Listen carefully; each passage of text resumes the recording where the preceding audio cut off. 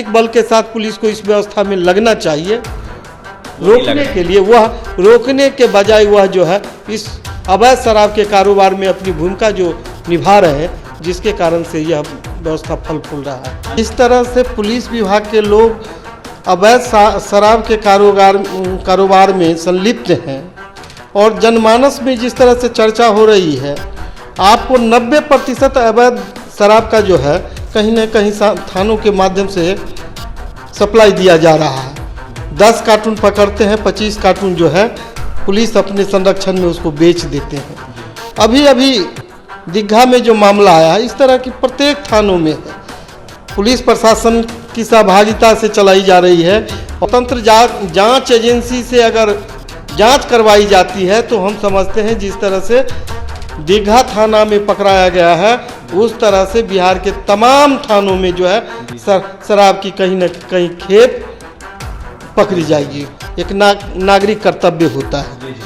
जिस तरह से आम नागरिक अपना कर्तव्य निभा रहे हैं, उसी तरह अगर पुलिस का जो कर्तव्य है वह ध्येय निष्ठा से काम करेंगे तो सरकार की जो योजना है पूर्ण शराबबंदी, हम समझते हैं उसका लाभ मिलेगा और ख़ास करके उसका लाभ मिला भी है।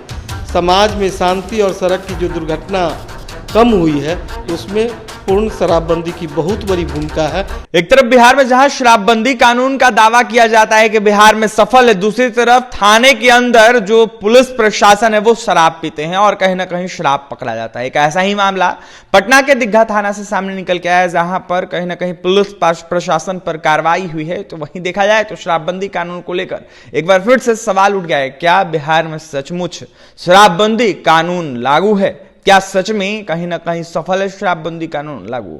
ऐसे में हमारे साथ बात करने के लिए वीरेंद्र प्रसाद हैं, रोसड़ा से बीजेपी विधायक है, जुड़ेंगे, बात करें। वीरेंद्र जी, किस तरीके से देख रहे हैं जिस तरीके से थाने के अंदर शराब पकड़ाया है? देखिए, यह तो प्रचलित बातें आ रही है और 100% सफलता नहीं मिलती, यह भी सत्य है।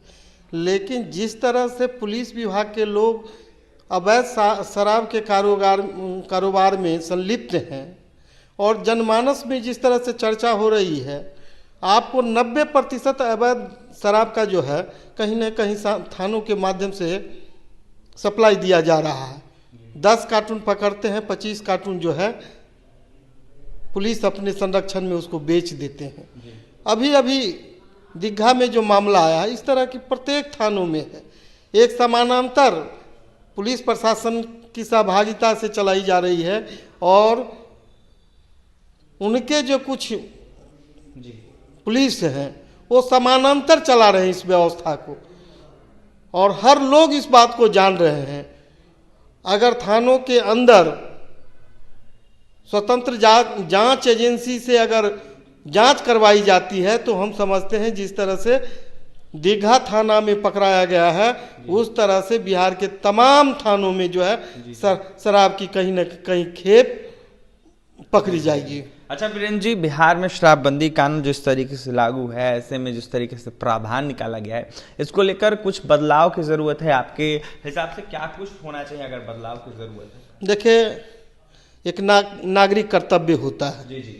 जिस तरह से आम नागरिक अपना कर्तव्य निभा रहे हैं, उसी तरह अगर पुलिस का जो कर्तव्य है वह ध्येय निष्ठा से काम करेंगे तो सरकार की जो योजना है पूर्ण शराबबंदी, हम समझते हैं उसका लाभ मिलेगा और ख़ास करके उसका लाभ मिला भी है। समाज में शांति और सड़क की जो दुर्घटना कम हुई है उसमें पूर्ण शराबबंदी की बहुत बड़ी भूमिका है। इसके लिए हम सरकार को धन्यवाद भी देते हैं। कुछ प्रावधान आना चाहिए जिस तरीके से शराब पकड़ा जा रहा है थानों के अंदर, पुलिस के मेन का अंदर पुलिस नैतिकता के साथ अपनी जवाबदेही अगर निर्वहन करेंगे तो हम समझते हैं इसमें बहुत परिवर्तन होगा। कमी रह गई है जी। क्या कुछ कमी रह गई है? जो जितना नैतिक बल के साथ पुलिस को इस व्यवस्था में लगना चाहिए, रोकने के लिए, वह रोकने के बजाय वह जो है इस अवैध शराब के कारोबार में अपनी भूमिका जो निभा रहे हैं, जिसके कारण से यह व्यवस्था फल फूल रहा है। अंतिम सवाल रहेगा आपसे, 41 मजदूरों को आज बाहर निकाला गया है, ऐसे में उत्तराखंड से खबर निकल के आ रही है सामने, कैसे देख रहे हैं इसको? देखिए, जीवन अनमोल है और जिस सजगता से अपनी व्यवस्था माननीय प्रधानमंत्री जी के नेतृत्व में 41 श्रमिकों को बचाने के लिए पूरी ऊर्जा लगाए। प्रधानमंत्री महोदय के साथ साथ सभी लोगों को हम आभार व्यक्त करते हैं, धन्यवाद देते हैं, जो 41 जीवन को बचाने का काम किया गया, नहीं तो बचाना मुश्किल था। लेकिन सवाल उठाया जा रहा है महागठबंधन के नेताओं की तरफ से, जदयू के जो नेता हैं, राजद के जो नेता है, सवाल खड़ा कर रहे हैं, कह रहे हैं कि ये तो नरेंद्र मोदी के करवाने से करने से कुछ नहीं हुआ, ये तो जो वहां के मजदूर थे, जो बाहर से लोग आए थे, जो रेस्क्यू फोर्स आया था, उनकी मेहनत से वो लोग। आखिर देश का नेतृत्व तो माननीय प्रधानमंत्री जी के हाथ में है ना। तो जो भी सफलता मिली है उन्हीं के नेतृत्व में मिली है जी। तो सारा का सारा श्रेय तो उनको जाता है, जो व्यवस्था को किस रूप में संचालित कर रहे हैं। तो आपने सुन लिया। हमारे साथ बात करने के लिए रोसड़ा विधायक बीजेपी से वीरेंद्र पासवान थे, नीतीश सरकार पर जमकर निशाना साध रहे थे, तो वहीं सवाल खड़ा कर रहे थे शराबबंदी कानून को लेकर। यह साफ कहते हुए नजर आ रहे थे कि पुलिस प्रशासन को बढ़ चढ़कर हिस्सा लेना चाहिए और कहीं ना कहीं शराबबंदी कानून को सफल बनाने के लिए उनको योगदान देना चाहिए अपना।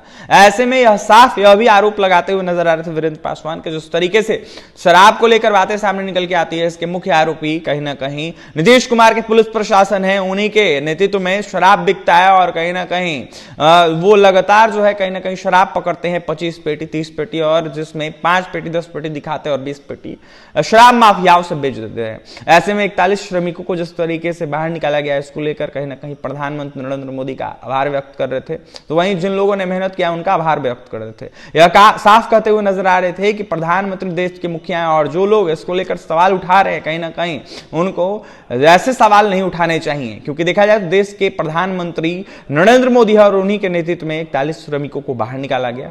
वहीं क्या कुछ कहे थे रोसड़ा विधायक वीरेंद्र पासवान आपने सुना है। और भी तमाम खबरों के लिए NBC 24 के साथ बने रहे। बहुत बहुत धन्यवाद।